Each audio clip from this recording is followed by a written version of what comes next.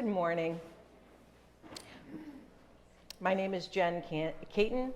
My pronouns are she, her, and hers, and I'm a member of the Worship and Music Committee. And I am acting as your worship associate today. Good Passover and happy Transgender Day of Visibility. It is my pleasure to welcome you to First Parish, Plymouth. If you are new to First Parish, please feel free to reach out to our greeters with any questions. Bathrooms are all the way down the hall and to the right, and join us after service for coffee and conversation. The first half of our services are recorded and will be posted on Facebook, our Facebook page, and on YouTube. The candles section, which is a time of personal sharing, is not. Today's service is called the Passover Journey and is led by our minister, Reverend Arthur Lavoie. Our spiritual director is Deb Keller-Wood, and our tech team today is Lydia Robertson and Kevin Walsh. Our music director, Sammy Hammond, is enriching our service with song, though our musical reflection comes to us with permission via video by the wonderful trans vocalist, Eli Conley. Eli is an indie folk singer-songwriter, teaching artist, and activist in Sacramento. He founded Queer Country West Coast, a regular concert series featuring LGBTQ+ blues, folk, and country artists in California. In our efforts to keep everyone safe and healthy, we welcome you to join us in singing hymns, but we ask you to wear a mask while doing so. And one last bit of housekeeping, please silence your cell phones, or do one better if you can, put it on airplane mode, as they can disrupt our Wi-Fi connectivity for our wireless audio-video system. Whoever you are, whomever you love, whatever you believe, come walk with us this hour. Let us walk together this hour.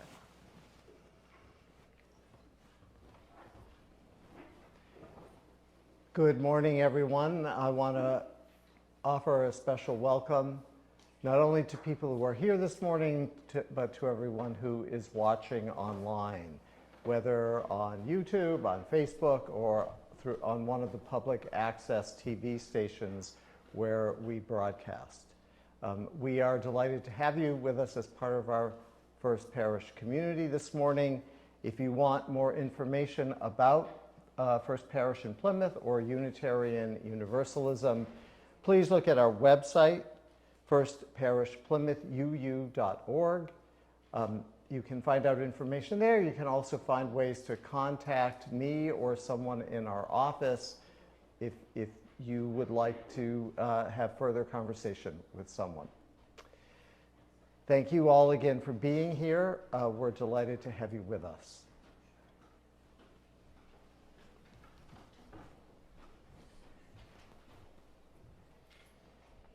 Our call to worship comes to us via Isaiah 43. Forget the former things. Do not dwell on the past. See, I am doing a new thing. Now it springs up. Do you not perceive it? I am making a way in the wilderness and streams in the wasteland. And our first hymn is We Are Going.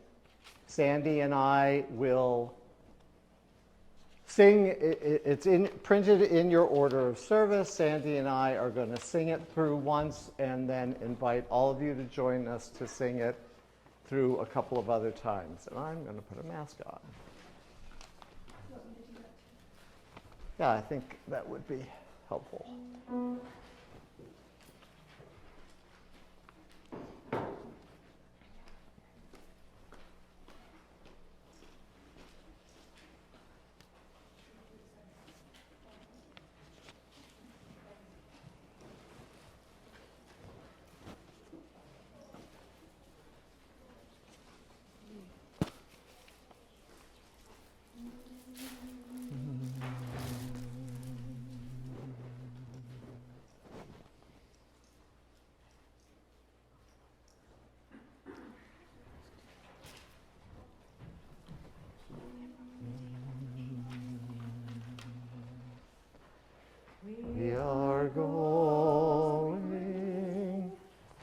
Heaven knows where we are going, but we know within, and we will get there.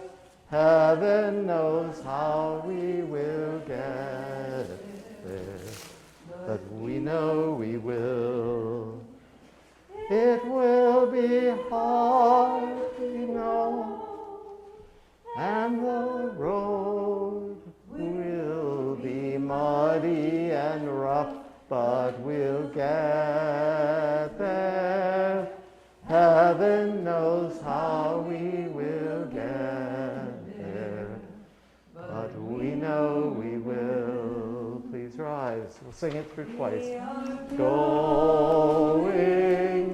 heaven knows where we are going, but we know within, and we will get there. Heaven knows how we will get there, but we know we will.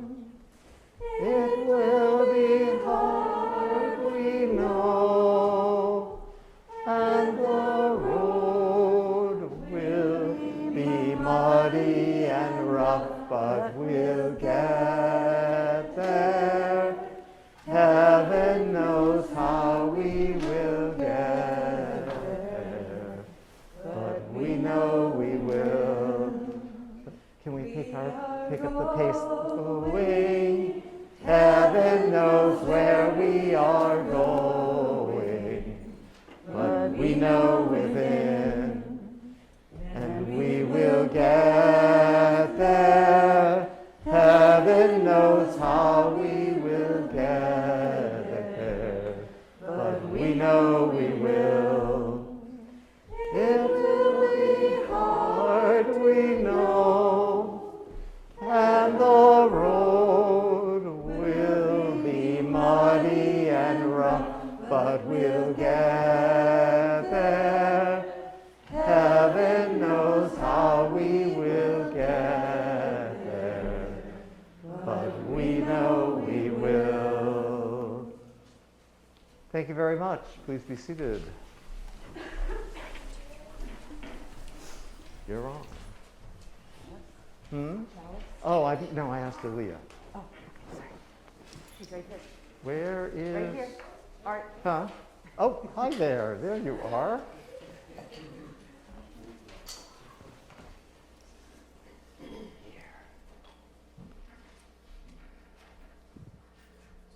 Take this and I will hold that. All right, thank you. Please stand again and join in our statement, chalice lighting statement. Love is the spirit of this church, and service its law. This is our great covenant, to dwell together in peace, to seek the truth in freedom, to speak the truth in love, and to help one another. Please be seated. Now you're on. You know, I go away for 1 week. I know, it throws the whole thing up. Good morning, everybody. My name is Deb Keller Wood, and my pronouns are she, her, and hers. I'm the Director of Spiritual Development, and I have an egg. You like that idea? I have a box of eggs for us today.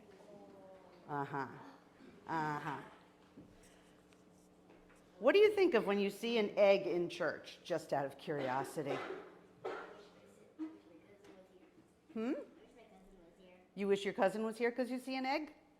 No. So I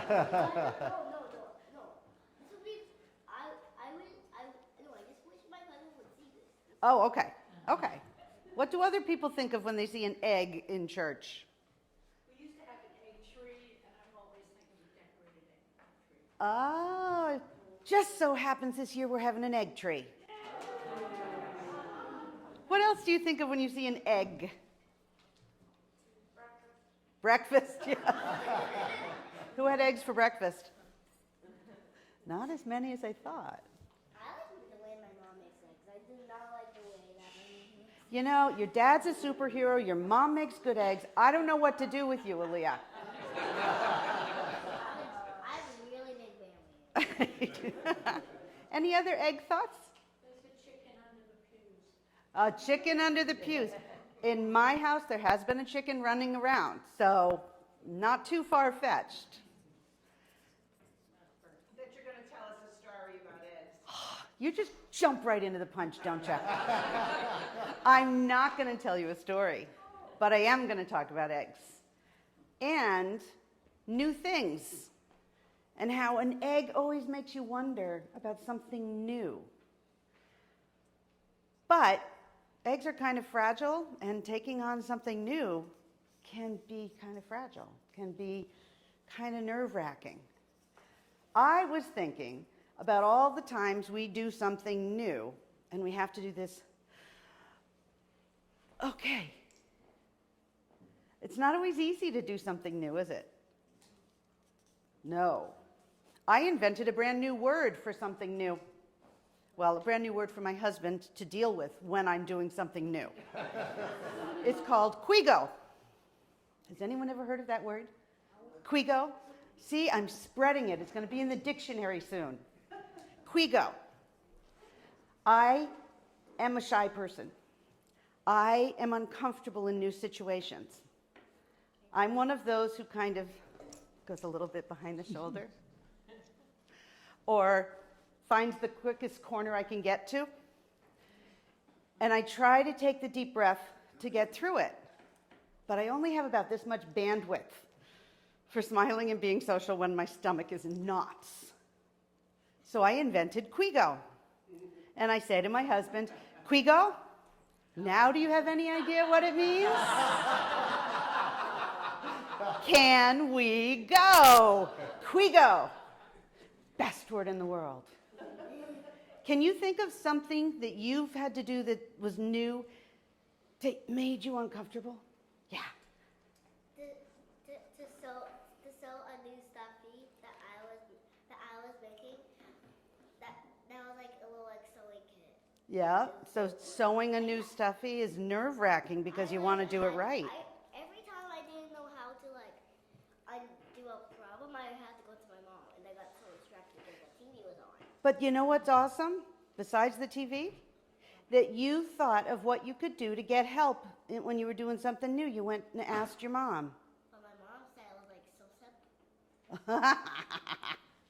Things can be simple and still scary. Any other ideas of times you've had to do something new when your stomach was in knots? Being an introvert, visiting congregations looking for a community. Bingo! Yes!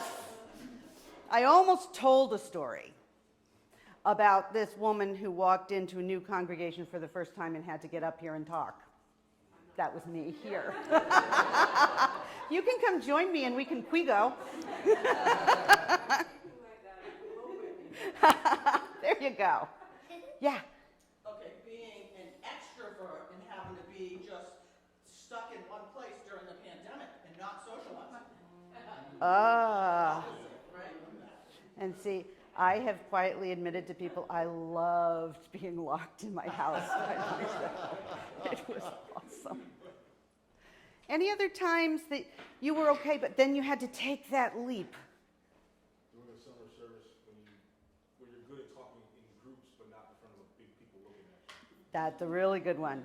That happened to my classmate Ella. She was in an art show, and she really wanted some of her classmates to be in the front row, so she could see them very well. Has anybody ever been scared to start a first day of school? I was like, Yeah. Oh, that hand's getting higher and higher, isn't it? Did you find somebody to walk in with? See, there you go. You found the tools you needed to take the step. Right before I get caught on the bus, I was just like, what if that's going in? Yeah. I was just so scared. I almost like cried. Do you want to hear something really funny? When kids get on the bus for the first time, some of us parents get really scared and nervous. Do you know why? Because we don't know everything about your world you're about to take on. And so we have to take a deep breath because our world is changing. Even though you're the one getting on the bus, our world is changing. Oh yeah, oh yeah. Everybody stand up as you are able for a minute. Think in your head about a time that you had to take that deep breath and leave your comfort and give yourself that step and remember that feeling.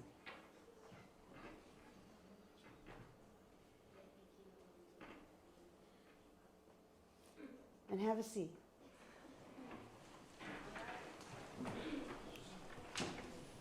Now, just by a show of hands, raise your hand if that first step was worth taking.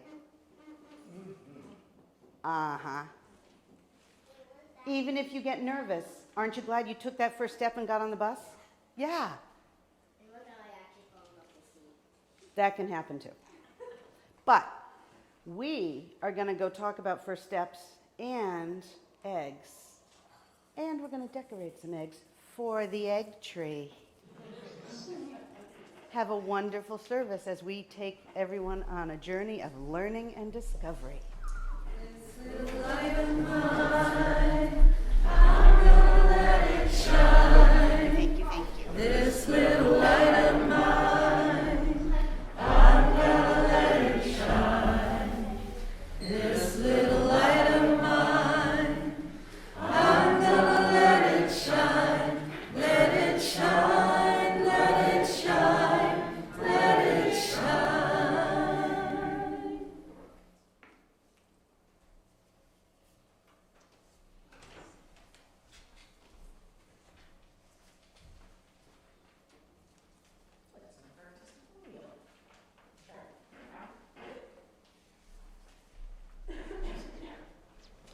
Hello again.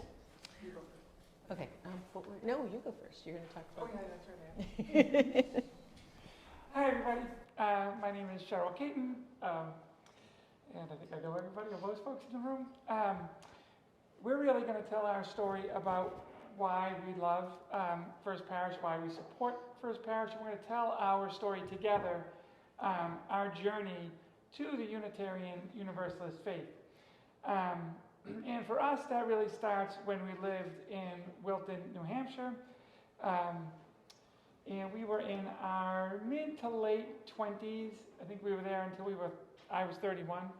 And the kids were born there, so that's really their home. And I was raised very Catholic, and when Deb was talking about that first step, I was thinking about, oh my gosh, the fear of those first steps of saying, I want our kids to have a spiritual upbringing, but I don't want it to be in the Catholic faith for lots of different reasons. And we're going to go shopping, and the idea of going shopping for the right faith itself was incredibly intimidating. So Taking that breath and taking that step. Exactly, it was so tough. And I think about when I was in my late teens, I had to take those first steps about my trans identity, and I went to different support groups and did those things. This first step of saying I'm going to leave the Catholic faith and find a new faith was possibly tougher, and I was more scared. And I would go on Sunday mornings. There was a Unitarian church in our town, and I would go on Sunday mornings, and I was like, all right, I'm going to go test it out and see how it is. And I went the first time, and I drove right by it. I didn't go in. The next Sunday, I stopped, and I crept in the back like a good Catholic and sat there and didn't say anything and left like 2 minutes later. And then I was like, all right, it's okay. Let's try to go, the whole group of us. We got in the car. I'm driving, and we drive to the church, and I just kept driving. Told the kids we were going for a ride. We eventually went to a handful of services, but that was it, and really didn't join the Unitarian Universalist congregation until we moved to Pennsylvania.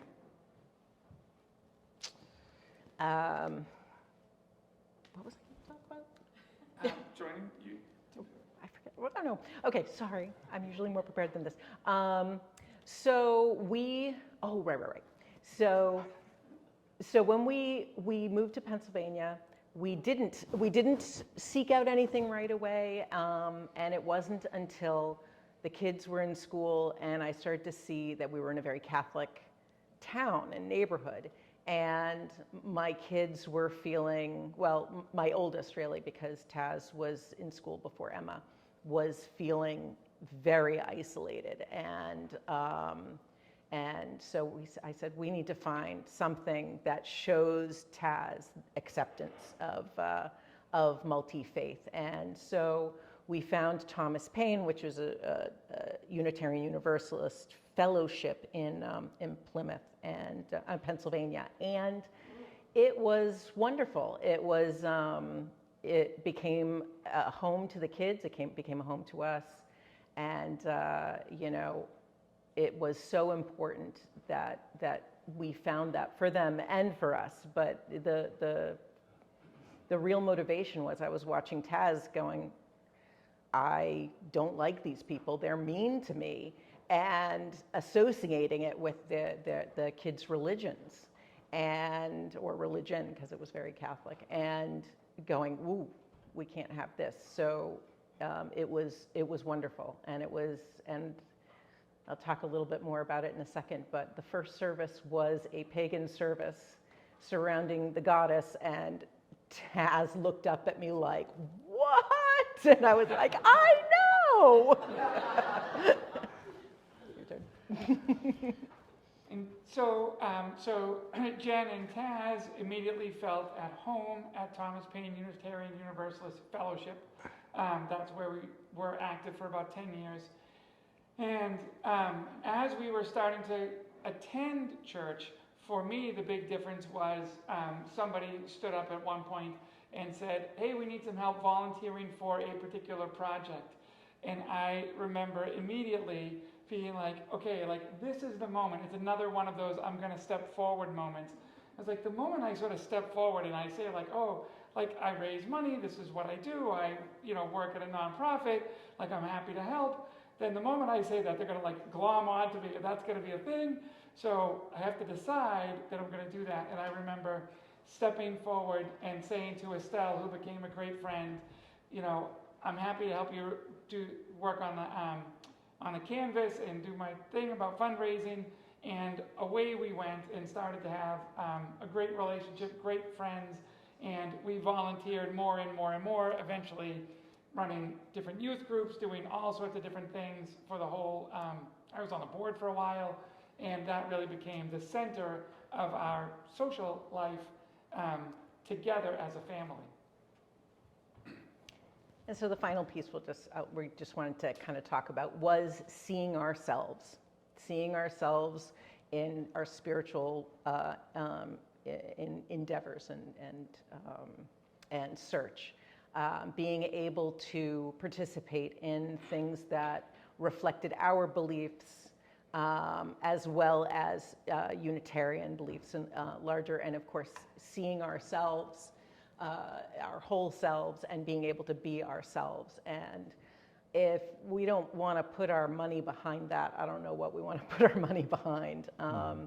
We have felt incredible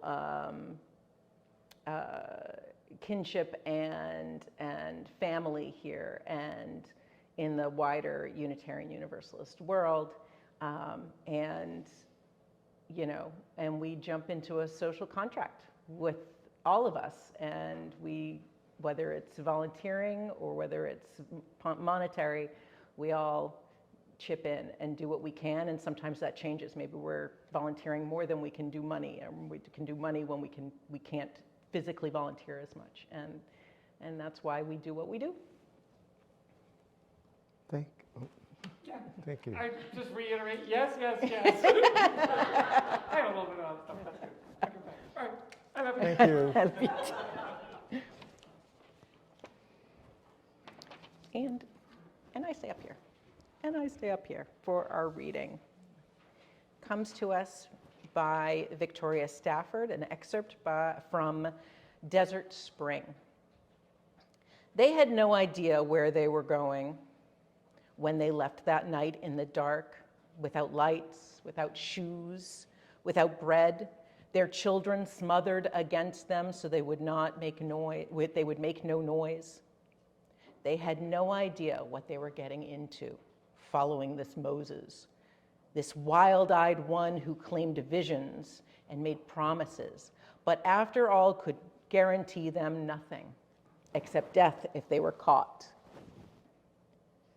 They had no idea, these slaves, what it could mean, this promise of land, their own country, and life abundant.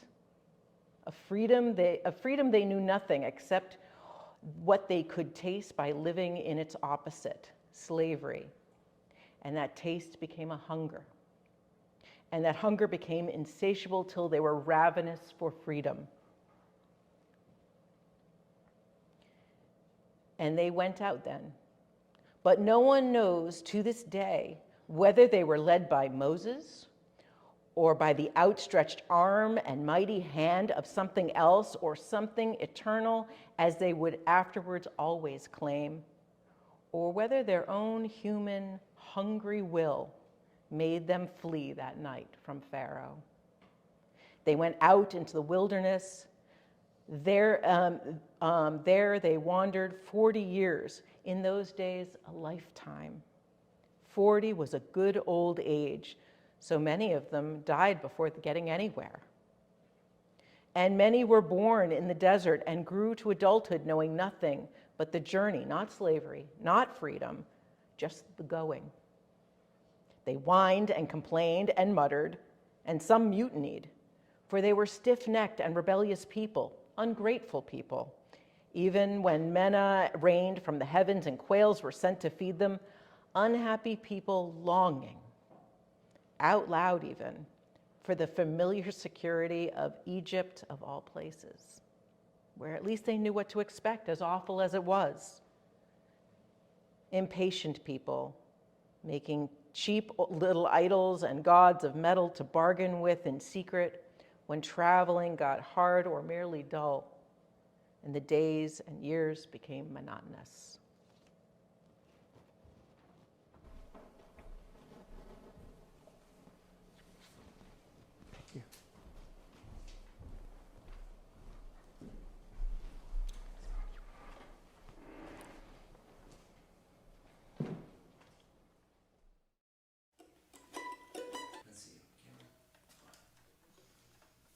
You ready? Whenever you're ready. Okay. Ready? Let's see.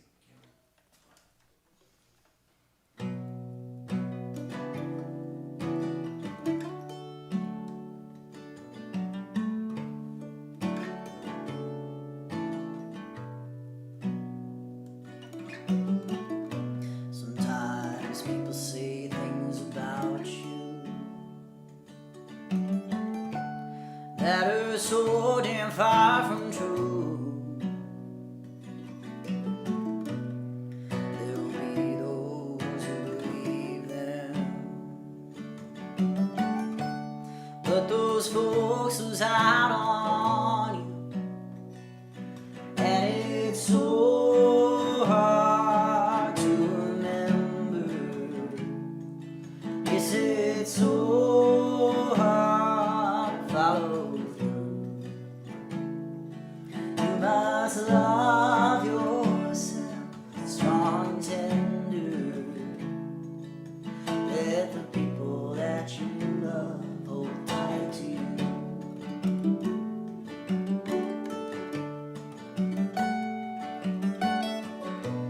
Take a walk by the cathedral. My belly's empty as my mind. I hardly think of him at all now. 7 people are unkind, and it's so hard to remember. This is so hard to follow must love yourself strong and tender. Let the people that you love hold tight to you. Let the people that you love hold tight. I know I hurt him and I'm sorry. God damn, he cut me to the bone. He tells his friends a different story than when we were alone.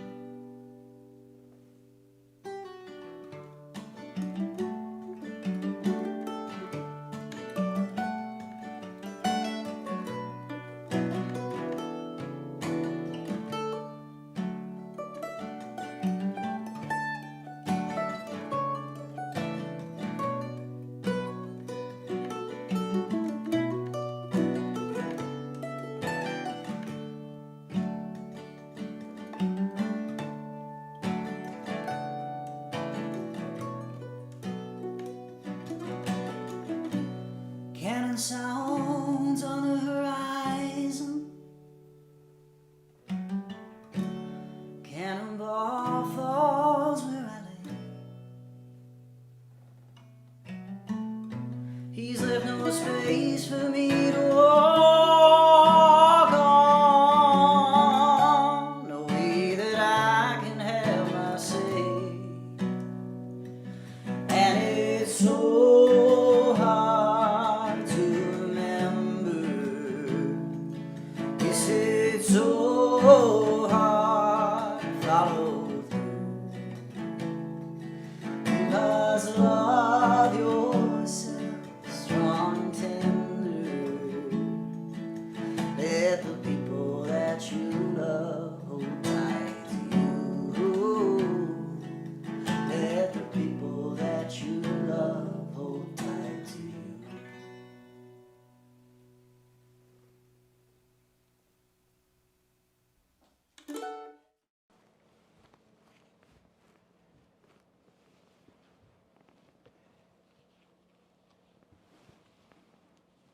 I want to thank Sandy for reaching out this week to Eli, who is a trans artist from Sacramento, singer, songwriter, and we've been in communication with him and got permission from him to use his song for today's service.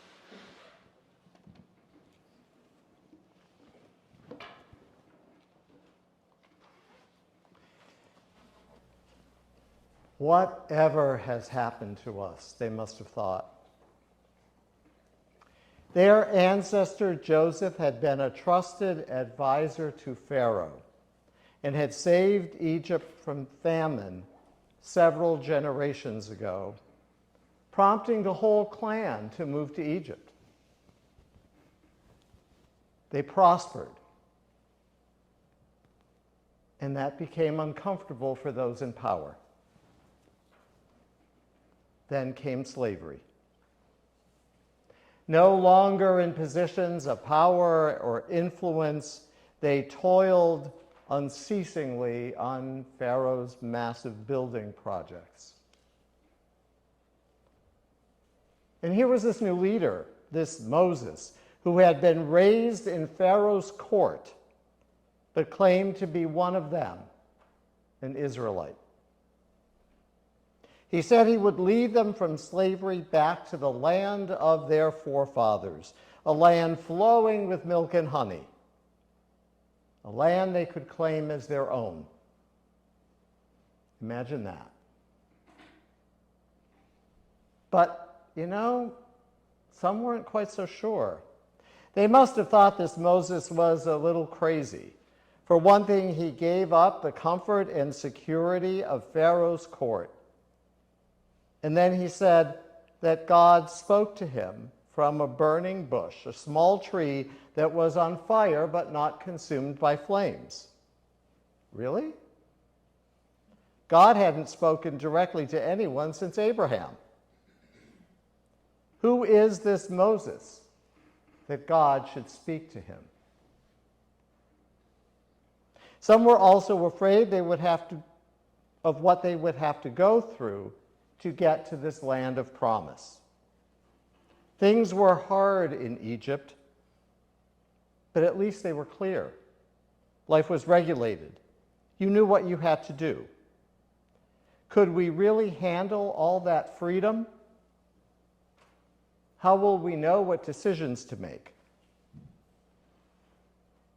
But the smell of freedom and the desire to escape bondage was stronger than their fear and doubt. Now here they were, lost in this desert, no promised land in sight. They'd been wandering for years, eons it seemed. They were angry and bored. And one big question they kept asking over and over was, do we go back to what was awful but familiar and known, or do we push on in this murky unknown for the land of promise that is hoped for, but of which we have no real guarantee?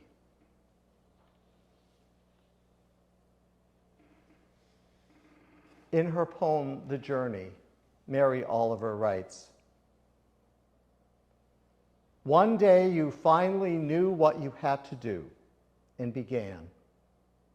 Though the voices around you kept shouting their bad advice, though the whole house began to tremble and you felt the old tug at your ankles. Mend my life," each voice cried. But you didn't stop. You knew what you had to do. Though the wind pried with its stiff fingers at the very foundations, though their melancholy was terrible, it was already late and a wild night, and the road full of fallen branches and stones.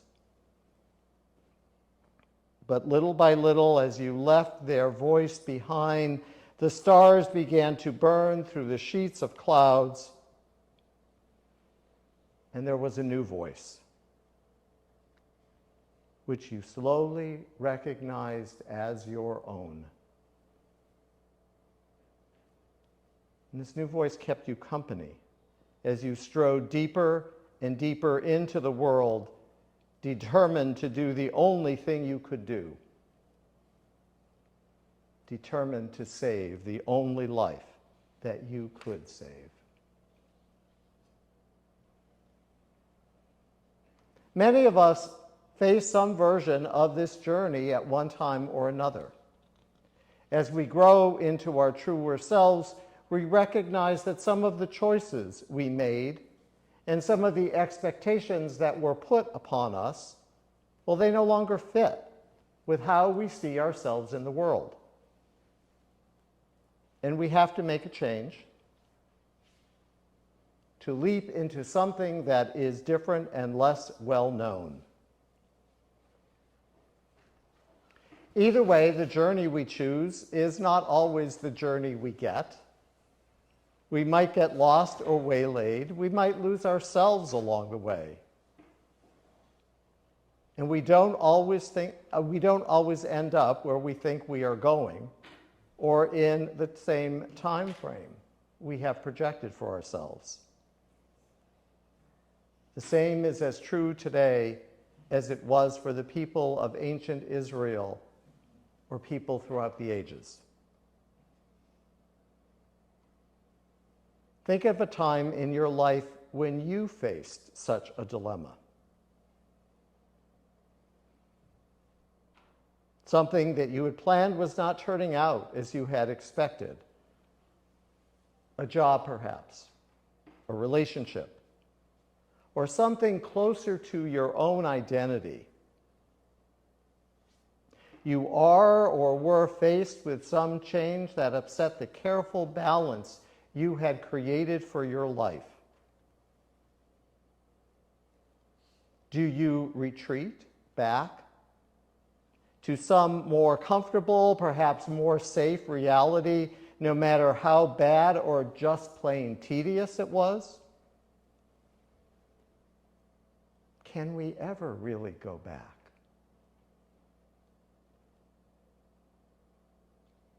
Is what we had known still there for us to return to? And what idols do we make, what gods do we make promises to in order to get through the hard times? Once we've taken that step, once we've experienced the journey, we are different. We're changed. We may try to return to our previous place of unknowing, but the past that we left behind, no matter how comfortable and appealing, it no longer exists. With what we now know, with the experiences we have now had, we will never be happy or whole with what we left behind. Parker Palmer, in his book, Let Your Life Speak, writes about one such time where he was facing a vocational crisis and went to a Quaker retreat house for an extended time of reflection. It was his expectation to be able to resolve this crisis there.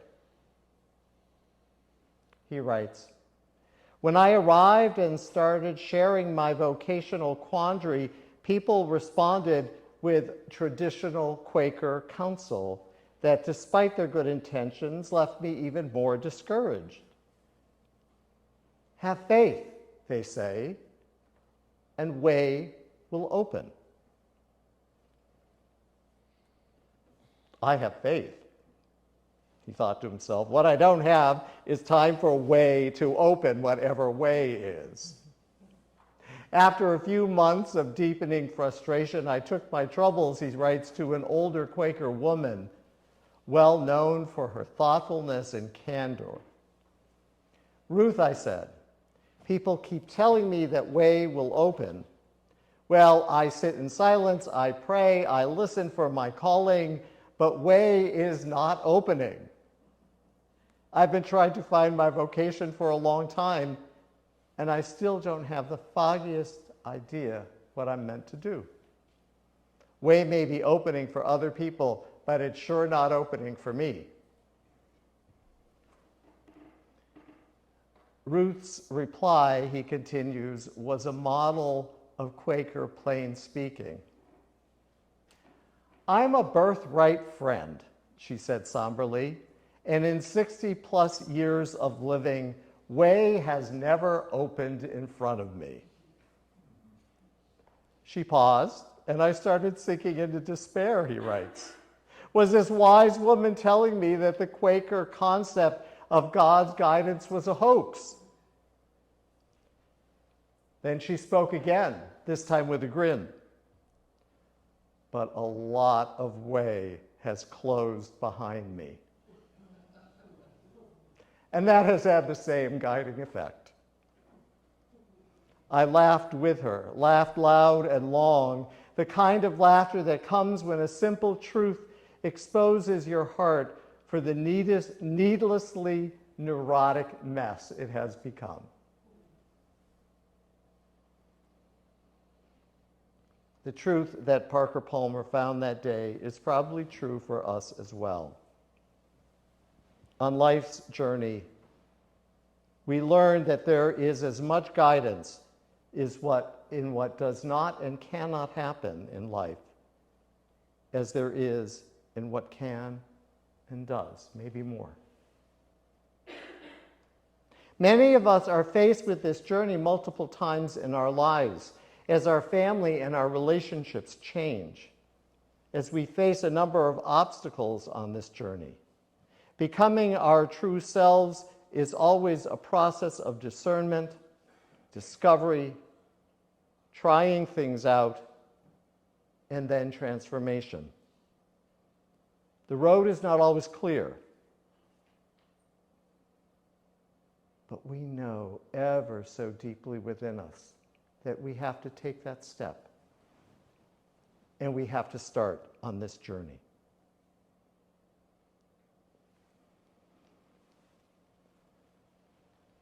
As a society, we face this desert journey in profound ways at this moment in time.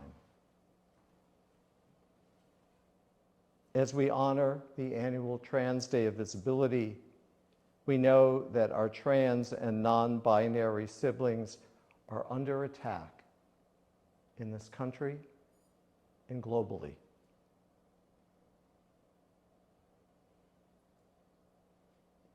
We see that the society that was created in The Handmaid's Tale seems closer and closer to reality as women's rights and women's health issues are also under attack.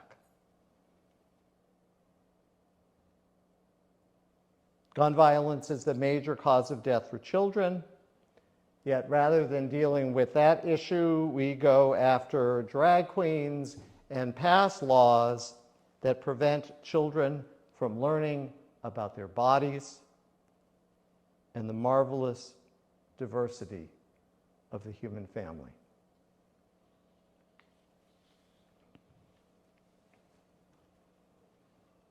Life always moves forward. We can't return to yesterday. We can't return to our closets of ignorance and self-loathing. We will not return to lives not of our choosing, that are based on other people's expectations and perceptions of who we should be. We live to find meaning, happiness, and fulfillment. We do not live to make other people comfortable.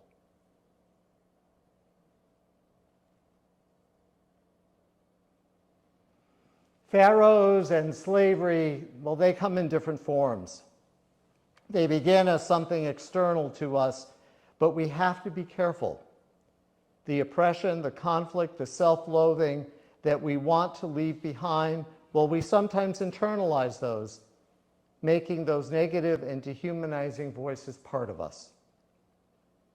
The task of the journey is to move through the fire of chaos and uncertainty until we clear ourselves of the baggage we carry within us. Until what remains is the hope and the promise of who and what we might become. Victoria Safford's essay, most of which was read earlier, ends with the following paragraph. In the springtime we remember, the promised land is not a destination, it is a way of going. The land beyond the Jordan, that country of freedom and dignity and laughter, you carry inside you all the while. It is planted in your mind and heart already before you ever start out, before it even occurs to you that in order to leave that life in Egypt, the intolerable bondage of that life, you need to stand up and walk forward. What we need to do today and every day is stand up and walk forward. The journey itself is the way. The journey itself is the land of promise. It is the Hosanna of Palm Sunday, the tragedy of Good Friday, and the rebirth of Easter. If we live that journey with openness, honesty, and integrity, if we stand with and support others in their own journeys, then we will embody the presence of the holy, and all, even the difficult and painful passages, will lead us to meaning, to understanding, and to peace. Amen. And blessed be. Do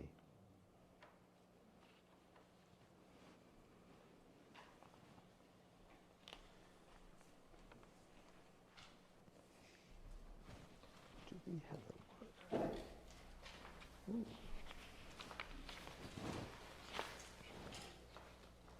It looks like she didn't put in the words to... Come and go with me? So we're going to ask people, they're going to be up on screen, and if you want to follow in the hymnal, it's number 1018. Our closing hymn is Come and Go With Me.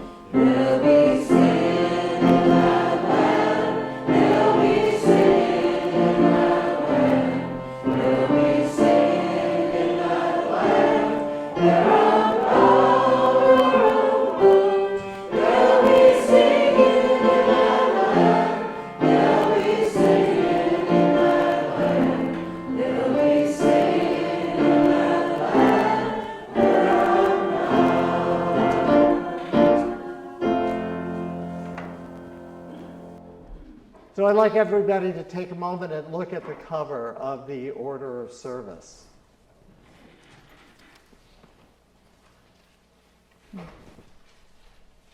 I want to thank the Marshall Hewlett family for making us aware of this design for a new all-inclusive flag. We're going to get one and hang it outside the chapel on Sunday mornings. But this reminds me of several things. It's like it's the Big Bang, where all of this wonderful life and diversity just kind of explodes from one center, where everyone is included in this rainbow, where colors change. You know, you can be on one path and all of a sudden your color changes, and everything is not always quite so clear, and yet it's all there. It's all us. It's all within the realm of our wonderful human family. And so this is our benediction today as we go forth, to embody this way of looking at our world and each other, and of living a life of inclusion and honesty, where we hold tight to those we love, as Eli said in that song, as we take everyone with us on this journey. Amen, and blessed be. Did you see that?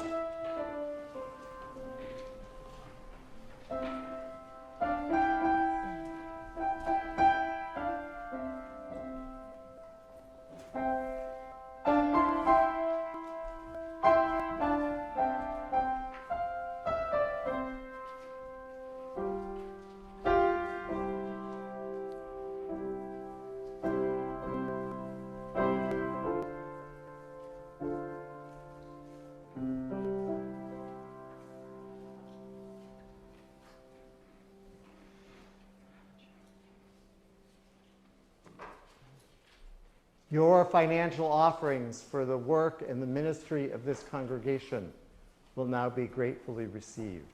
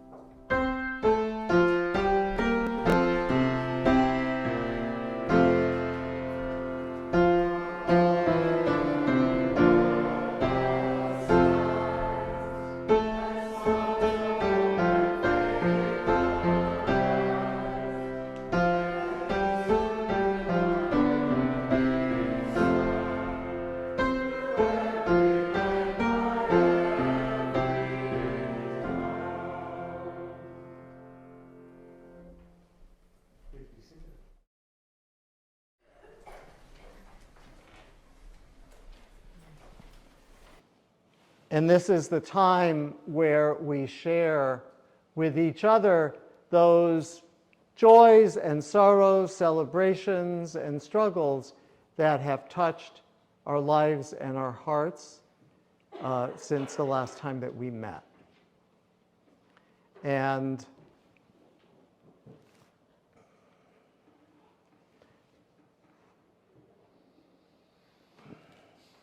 I'm going to just light the first candle to honor all of our trans and non-binary friends and family and colleagues and everyone we don't know might be trans or non-binary, because those aren't questions we ask. Those aren't questions we need to ask. It is up to people to identify who they are and who they want to be in this world without our trying to put anybody in a box.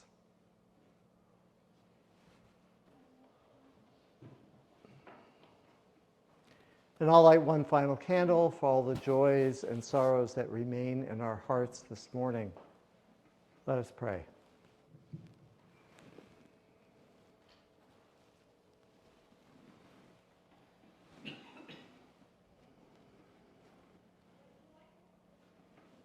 Holy One of many, many names,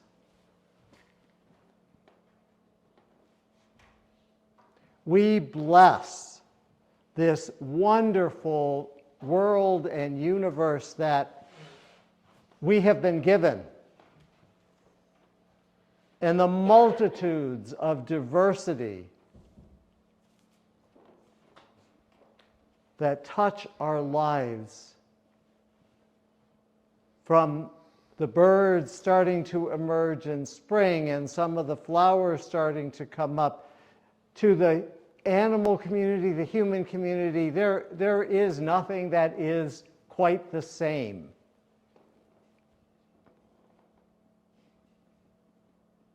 And let us embrace that. Let us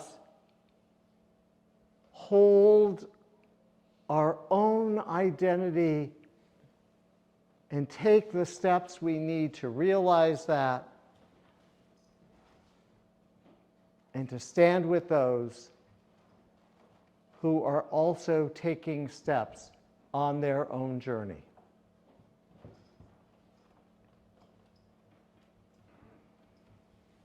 Let us pause for a moment of our own prayer and reflection.